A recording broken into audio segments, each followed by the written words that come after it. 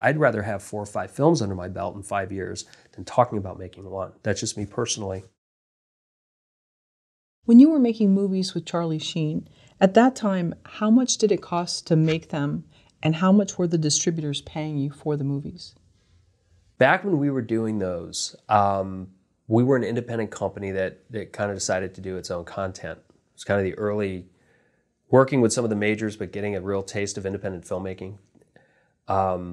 We were really in a fortunate situation because Charlie was a movie star. You know, he had just come off things like Terminal Velocity and Shadow Conspiracy and, you know, The Arrival and his incredible catalog of work.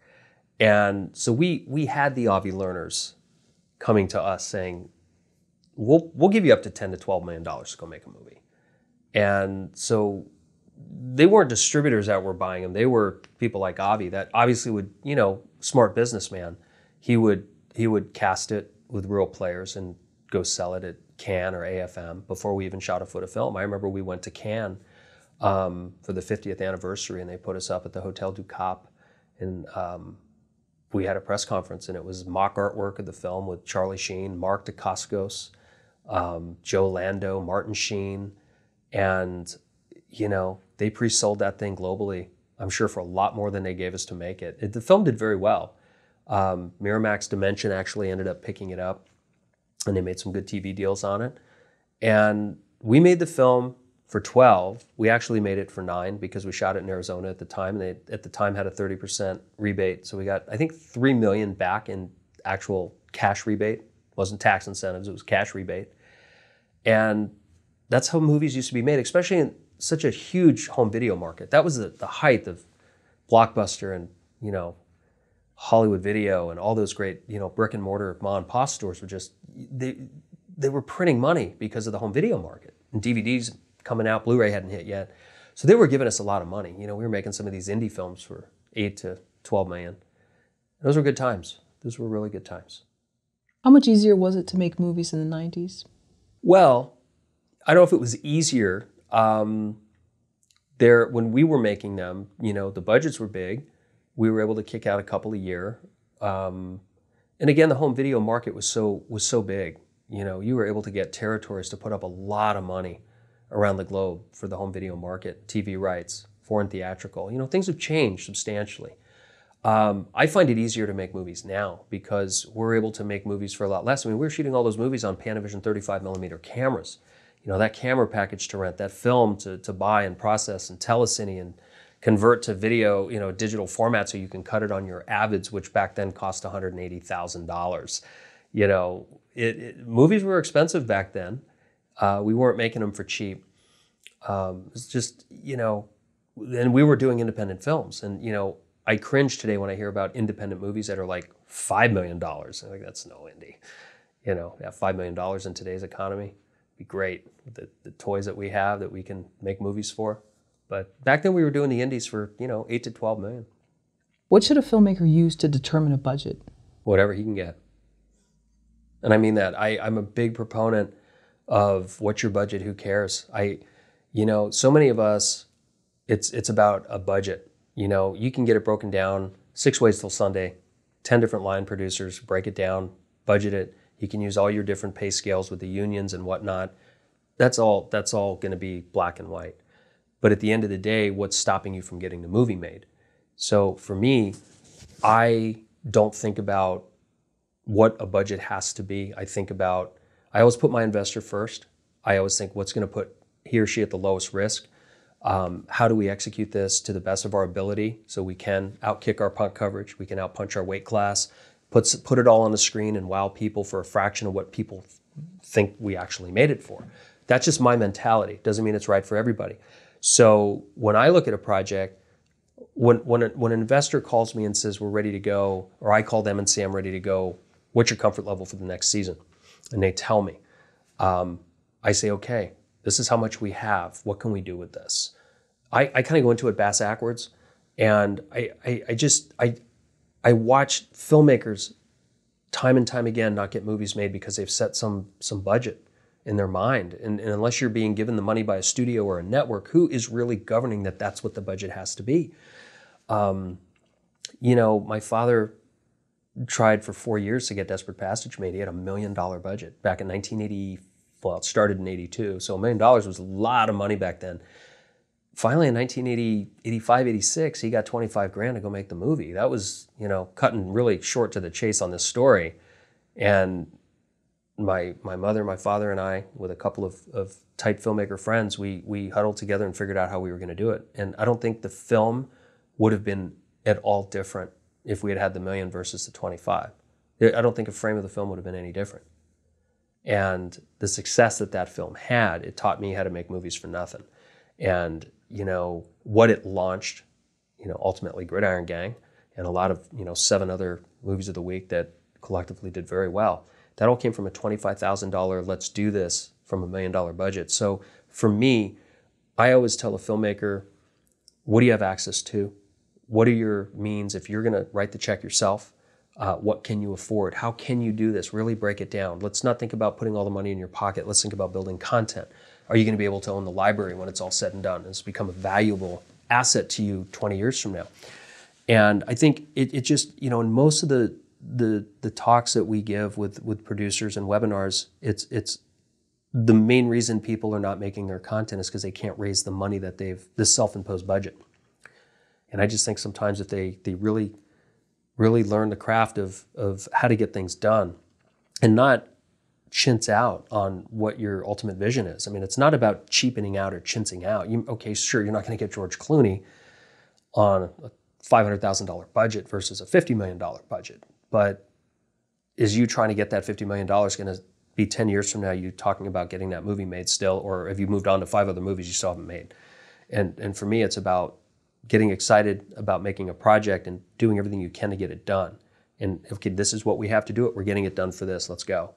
And that's probably one reason that I have the career I have, where it's not about the budget and what it has to be. It's this is what we can do our next project for. Let's create this content for this budget. And every project you do is going to build you to another level, whether it's dollars or actor level or distribution or whatever. You have to look at, this industry. We hear about the success stories, but for most of us, it's truly a marathon. It's not a sprint, and you have to look long term. It's like, when you put money into a CD or an IRA, it's long-term growth, and you have to look at this career like that, because having a script you're running around town with trying to raise 10, 15, $20 million on and not getting it done does not get anything done. But if you're able to get similar content or even that passion project of yours done for the money that you really can get or raise, and you get it done, it's just going to build and build and build to get to where you ultimately want to go. And personally, I'd rather have 4 or 5 films under my belt in 5 years than talking about making one. That's just me personally. That's my advice to filmmakers is really think about what you can do something for, and where is this budget coming from? Because if the content is good and the cast is respectable enough to get eyeballs, you're going to have, hopefully some success with it. You're going to move it. And just because the budget's high does not guarantee success. It doesn't guarantee distribution. There's a lot of very expensive movies that are sitting in cans right now that have been done for years with A-list stars that have never seen the light of day. And go make content. That's what it's about. Would you say you're asking for less money these days when you approach an investor? Absolutely. I mean, the go-to for everybody, I think, that is pitching an investor is, well, there's so much opportunity for distribution now. Well, there might be, but what does it pay? The home video market is done. That was really the biggest revenue that we were seeing on our independent films. When Blockbuster and Hollywood Video was out, and before the Netflix world, the money that us indie folks saw was pretty substantial on the returns. That's not happening anymore. So you're streaming, you're seeing sometimes pennies for streams and AOD and VODs, where before you were seeing dollars.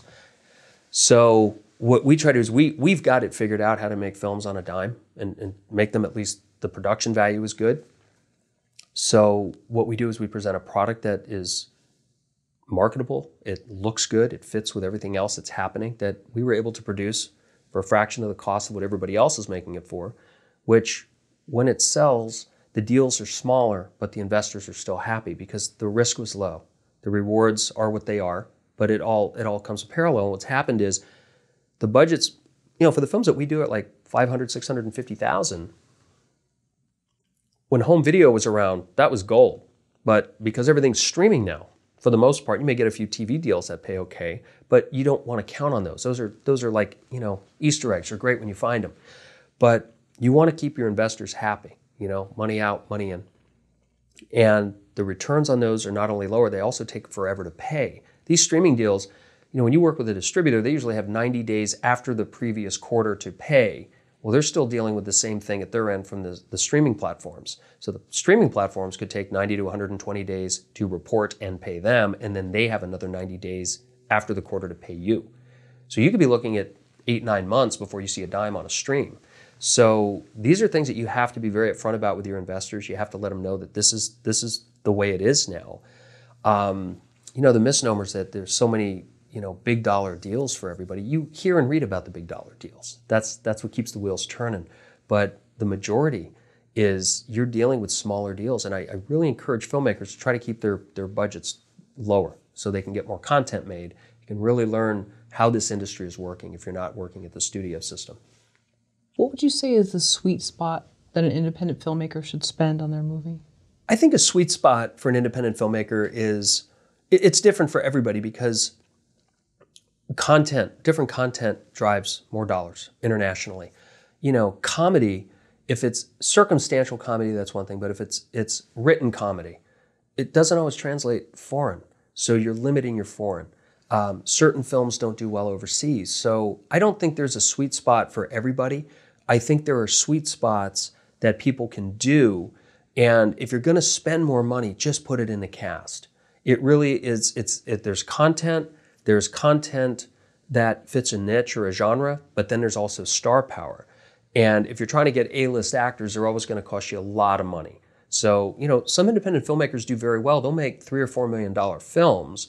They'll put $2 million into 2 actors, and then everything else is, the rest of the film. There's nothing wrong with that. If you're doing, the walk and talk dramas, unless you're knocking it out of the park with star power, why do these films need to be made for more than $300,000? I don't know why they would need to be if you are not justifying it with the star power. Again, spend $10 million if you're getting George Clooney and Meg Ryan or whoever's hot today. It changes every other day. That's justifiable. Globally, that's going to do a lot for your revenue. But if you're working with actors that are really good at their craft, that are blue-collar actors that are going to get the job done, but they're not marquee, you really got to think about how you can keep the costs down. Because, again, the less you spend, the less you're going to make, especially when it comes to talent. But, again, you have to navigate what it is you're selling. If you're selling action, what are the star power that you need to pull? The action film, where is it going to do good globally besides here in North America? Horror, does that translate worldwide? Does, psychological thrillers do well? Every film genre has its goods and bads all over the globe, and you really need to research that before you find your sweet spot. And we find our sweet spot just by trial and error. I mean, we haven't hit home runs every time we make a movie. Base hits and doubles are wonderful, but you really need to understand the playing field before you find your sweet spot. And I think it's different for every genre, and it's different for every filmmaker too.